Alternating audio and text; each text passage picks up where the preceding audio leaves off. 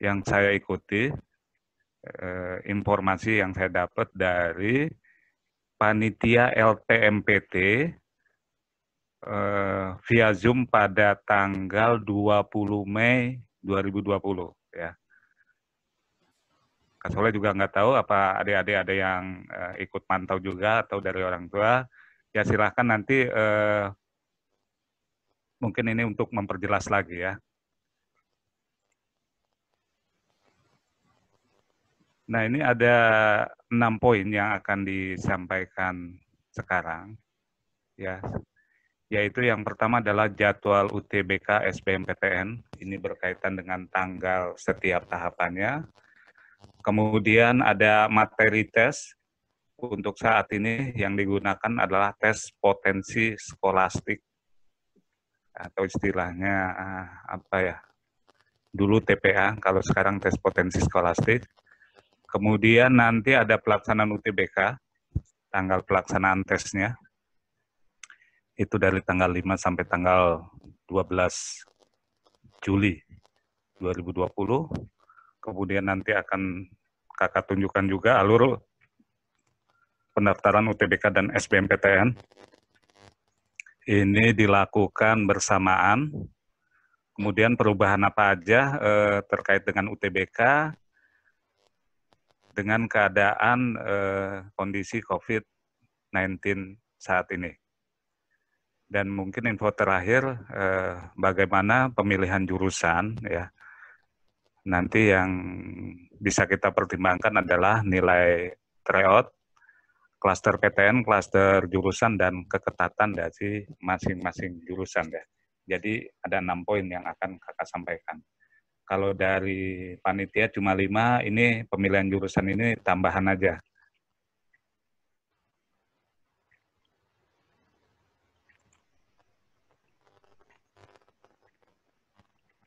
Nah ini jadwal lengkap UTBK SBMPTN ya. Yang pertama adalah registrasi akun LTMPT tahap 1. Ini yang dibuat oleh yang undangan ya. Jadi yang undangan itu dia membuat akun LTMPT-nya di tahap 1, yaitu 2 Desember sampai dengan 10 Januari. Ya. Nah, yang nggak dapat undangan itu registrasi akunnya adalah 7 Februari sampai 5 April. Ya. Jadi di sini ada istilah, mungkin kalau udah baca-baca ada istilah SSO, Single Sign On. Gitu. Jadi istilahnya cuma sekali daftar. Kalau udah daftar di, misalkan kemarin undangan daftar ya, terus nggak dapet ya, nah ini nggak perlu buat lagi, nggak apa-apa. Gitu. Nah, kalau dari penjelasan kemarin sih secara otomatis diikut sertakan ke dalam peserta SBMPTN gitu. Jadi ada istilah tadi ya SSO ya, Single Sign On gitu. Jadi cuma ada 1 kali pendaftaran. Nah kalau udah dari sini itu nggak bisa daftar lagi ya kalau udah batas 5 April gitu. Mudah-mudahan semuanya aman ya, bisa sudah terdaftar. Nah kemudian ya yang sebentar lagi yaitu nanti yang dibuka tanggal 2 Juni minggu depan itu pendaftaran UTBK dan SBMPTN. Ya. Jadi ini udah di depan mata ya. Nanti bedanya apa nanti kita bisa lihat ya. Kemudian pelaksanaan UTBK-nya adalah tanggal 5 sampai tanggal 12 Juli. Itu nanti perharinya ada 4 sesi, kecuali hari Jumat itu 2 sesi.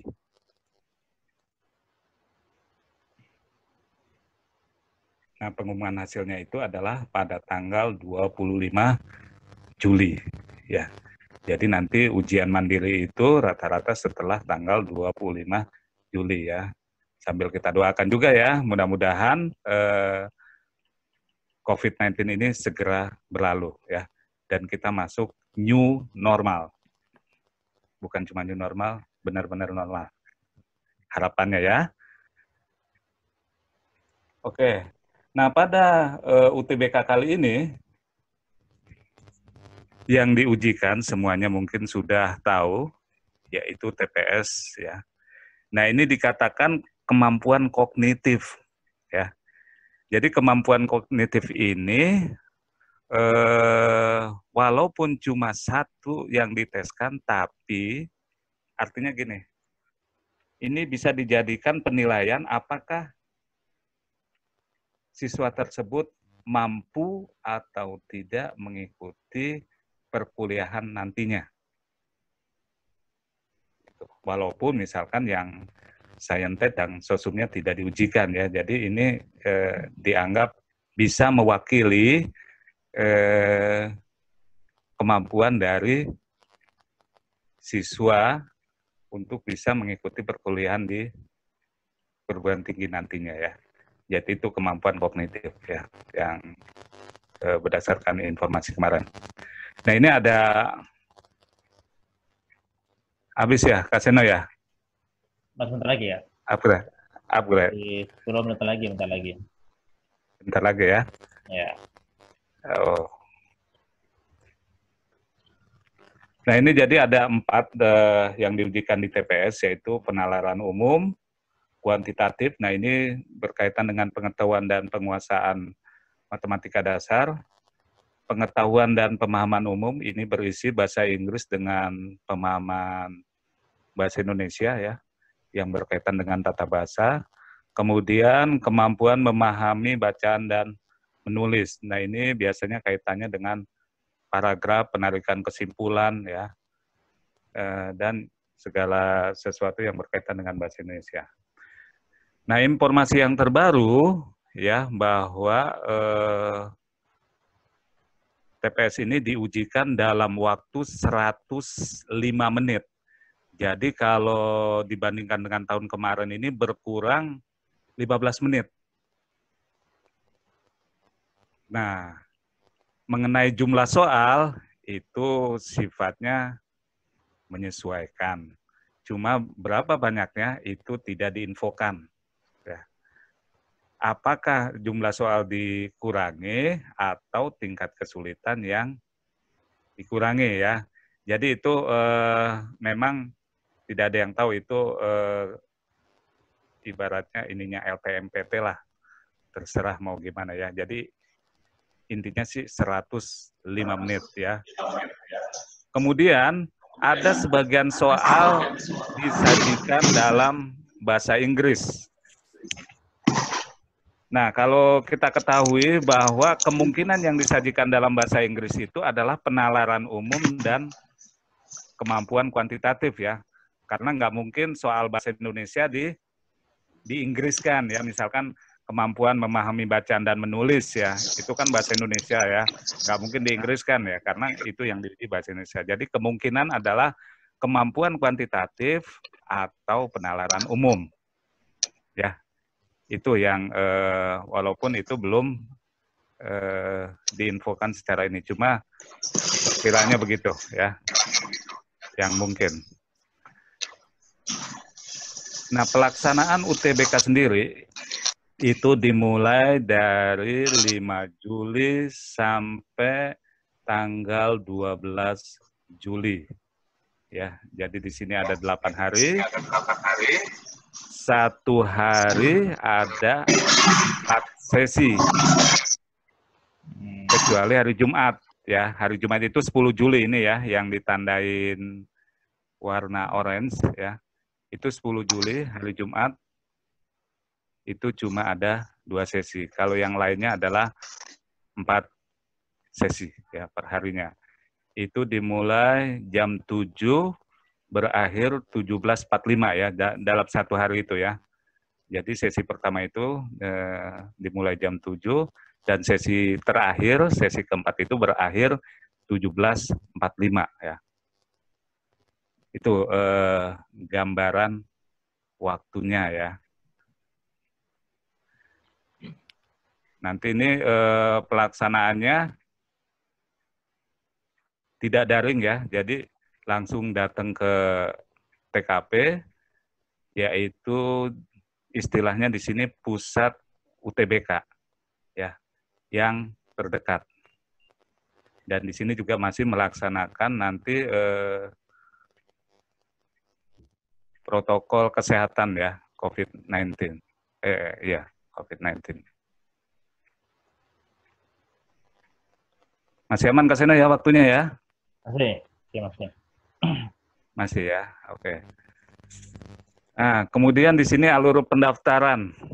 Nah, biar sama dipahami ya. Yang pertama adalah mendaftar UTBK di halaman portal SSO ya. Tadi SSO single sign on. Jadi cuma 1 kali daftar. Jadi kalau yang udah di undangan daftar di sini nggak perlu lagi ya. Jadi 1 kali daftar. Kemudian langkah berikutnya yaitu memilih pusat UTBK. Pusat UTBK ini artinya adalah tempat ujian kita. Ya. Nah ini biasanya suka banyak info-info yang boleh dibilang misalkan kalau mau memilih UGM berarti kita ujiannya di UGM. Kalau mau dapat di UI ujiannya di UI, peluangnya lebih besar. Mohon maaf itu info yang salah. Ya. Jadi itu tidak pengaruh. Tempat ujian dimanapun nggak ngaruh. Gitu ya. Nah, memilih pusat UTBK ini harapannya adalah yang terdekat dari rumah. Karena ini berkaitan dengan protokol, dengan kondisi sekarang ya. Jadi silahkan memilih yang terdekat dari rumah.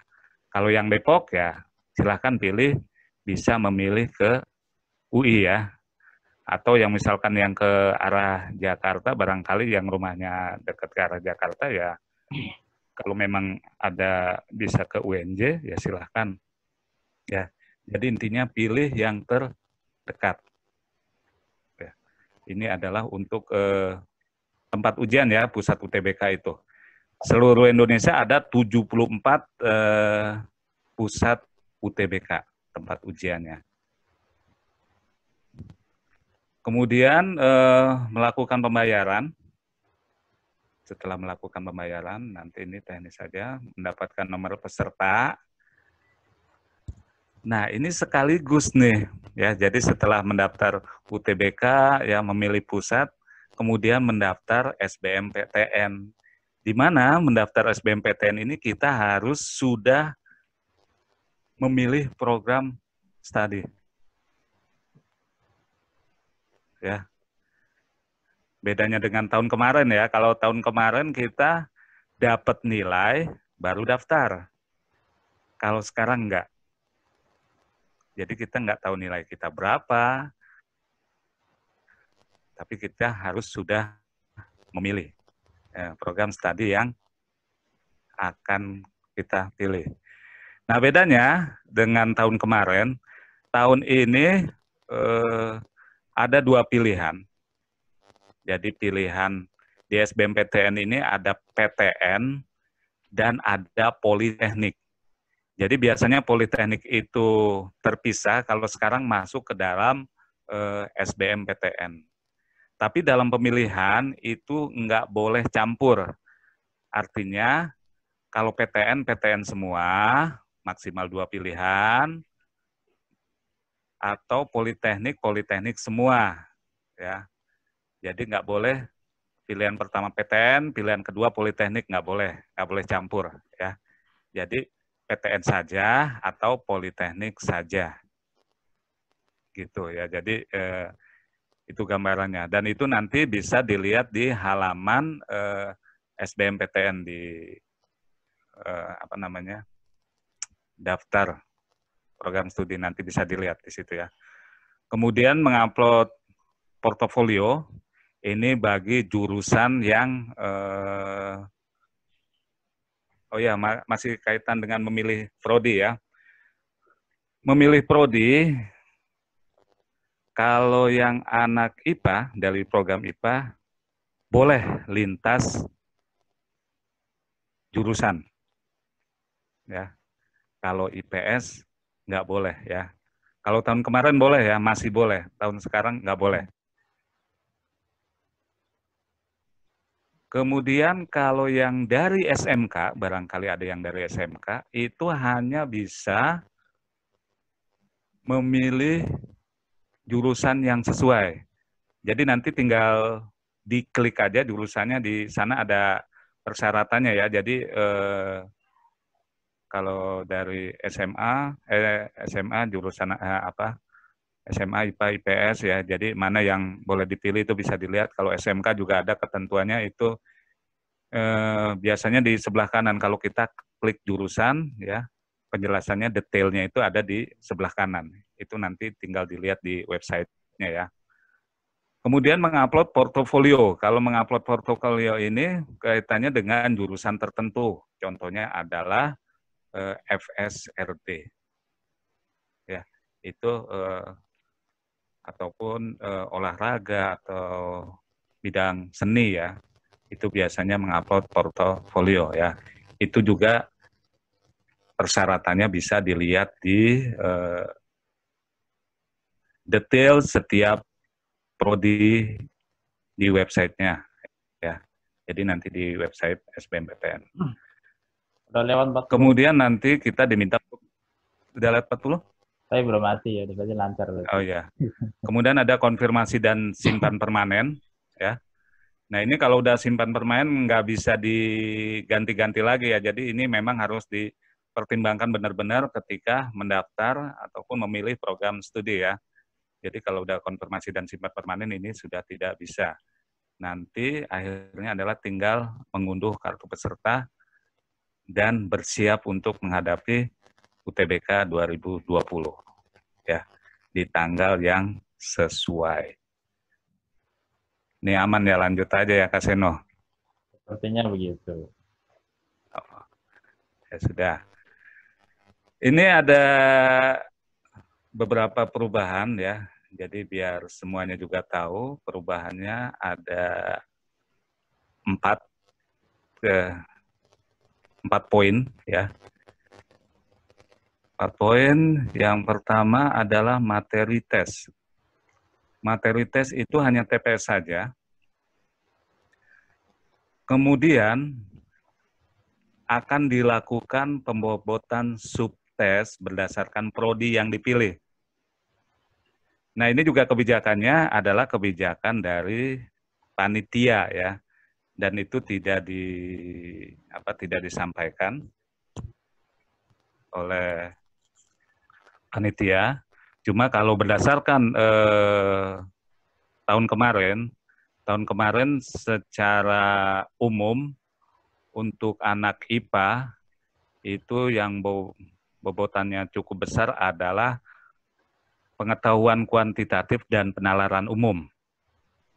Sedangkan anak IPS itu adalah PPU ya. Jadi sisanya ya PPU dengan PBM yang dipertimbangkan ya. Kalau mengacu pada SBMPTN tahun kemarin atau UTBK tahun kemarin ya, pembobotan subtesnya. Seperti itu. Jadi harapannya kalau untuk anak IPA, kuantitatif sama penalaran umumnya harus semaksimal mungkin. Ya. Kemudian ini juga dibandingkan tahun kemarin, kalau sekarang cuma diizinkan 1 kali tes. Kalau kemarin ada 2 kali kesempatan, kalau sekarang cuma 1 kali kesempatan. Jadi ini harus benar-benar dimaksimalkan. Nah, jumlah sesinya itu tadi ya antara tanggal 5 sampai tanggal 12 itu ada, setiap harinya ada 4 sesi, kecuali hari Jumat ada 2 sesi. Dan pendaftaran sekaligus UTBK dan SBMPTN. Jadi enggak UTBK dulu, baru SBMPTN kayak tahun kemarin ya. Jadi setelah dapat hasil baru SBMPTN itu enggak. Sekarang langsung ya, pilih tempat tes, pilih prodi, cetak kartu, siap untuk tes. Gitu ya.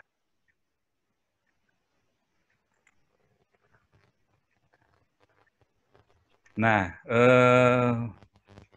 mungkin banyak yang mikir, waduh gimana caranya milih jurusan nih ya, sedangkan kita nggak tahu nilainya ya.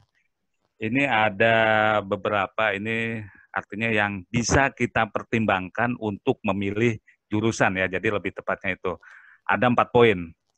Yang pertama adalah nilai tryout yang pernah diikuti ya. Jadi makanya Kak Soleh harapannya nanti kita mungkin ada sekitar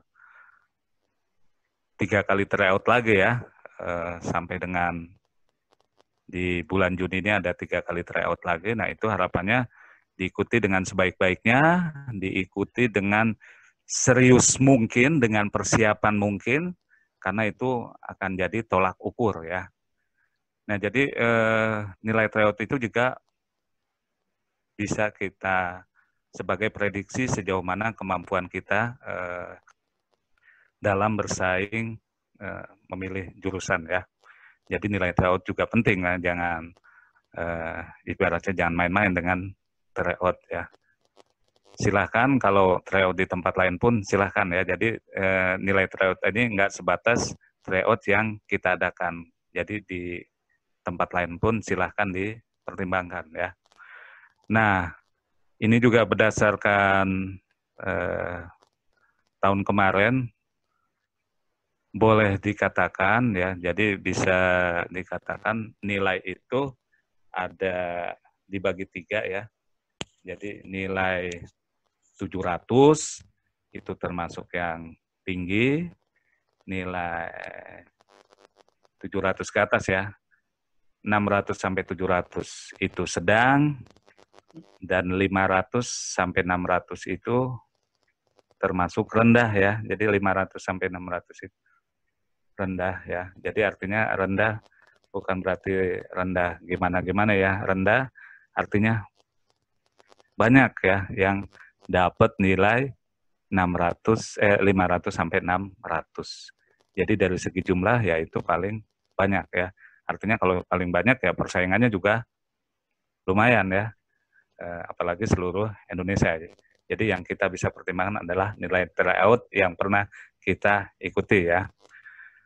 Kemudian ada untuk memilih jurusan yang kita pertimbangkan adalah klaster perguruan tinggi ya. Jadi perguruan tinggi ada klaster-klasternya tuh, ada klaster 1, klaster 2, yang Kak Soleh tahu klaster 1, 2, 3. Nah, klaster 1 itu ada 13 PTN ya. Ini juga untuk strategi aja. Jadi kalau kita memilih PTN dari klaster 1 semua, artinya kita sudah bersiap ya dengan tingkat persaingan yang cukup tinggi gitu ya. Jadi nanti selain klaster perguruan tinggi juga ada klaster jurusan ya. Jurusan juga ada klaster-klasternya. Jadi istilahnya jurusan favorit mungkin istilahnya ya, jurusan yang biasa-biasa aja gitu. Itu juga tergantung klasternya, dan nilai ya itu kaitannya dengan nilai. Dan keketatan juga perlu kita pertimbangkan ya. Keketatan itu kita menghitung dari peminat dan daya tampung dari tahun-tahun sebelumnya. Ya. Nah ini contohnya ada 13 PTN yang ada di klaster 1. Ya. Jadi ada ITB, UGM, IPB, ITS, UI, Undip, UNER, Unhas, Brawijaya, Unpad, Andalas, UNS, dan USU. Ya, jadi ada 13 ya. Jadi sisanya ya tersebar di klaster 2 dan 3 ya. Jadi itu silakan banyak info-infonya ya mengenai klaster-klaster ini. Ini artinya yang bisa kita pertimbangkan dalam memilih jurusan. Ya. Nah, mungkin itu yang bisa Kakak sampaikan ya. Nah, kita masuk ke sesi tanya jawab. Nanti akan dibantu oleh Kak Seno ya. Jadi biar adik-adik kenal juga ini Yang bantu kakak moderatornya ini Kak Seno dari Tangerang ya. Nah, nanti silahkan aja yang mau bertanya, raise hand mungkin ya Kak Seno ya. Boleh, Jadi boleh. silakan Kak, ya. Jadi ini Kak Soleh tutup dulu ya.